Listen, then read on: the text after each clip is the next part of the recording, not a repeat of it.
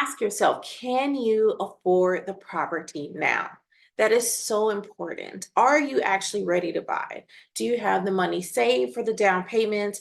If you're going to go through some type of program, are you already planning for that to know what type of down payment assistance program or first time homebuyers program that you might use? Or maybe you're getting money from a family member. All of those things need to be thought about. Maybe you've been saving and you have the money ready for your down payment, which is great. So you need to consider, are you ready to buy financially?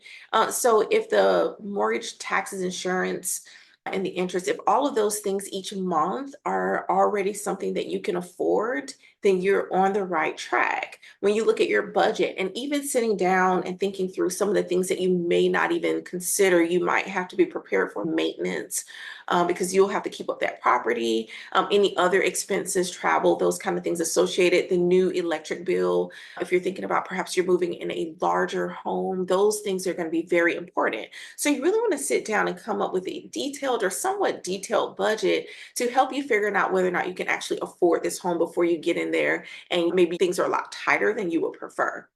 If you can afford the home, even at the given price point, even at the given interest rates, that might be a sign that there's an opportunity to potentially move forward or at least consider doing some more research. So now when we say, can you afford the home? What does that even really mean? So a rule of thumb is that you don't want your monthly payment to be any more than 30% of your gross income before taxes, before anything comes out, 30% of that. Now, I have heard and seen news out there that says that percentage could be somewhat antiquated or out of date. But the thing is, it's still a good pivotal point. I like good pivot points that we can use to still compare and contrast decision making from pivot points that we've used in the past, right? So the market may be changing, the prices may be higher, but it still has the same type of impact on us when it takes up more of our income.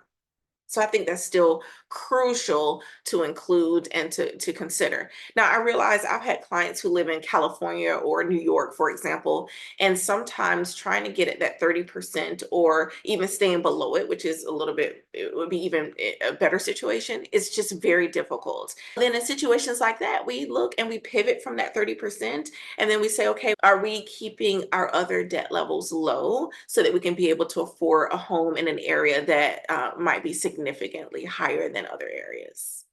Something else that comes into play is how long you plan to stay in the home. Now, typically, we've heard that if you are not planning to stay in a home longer than 3 to 5 years, then perhaps purchasing a home is not the best option for you.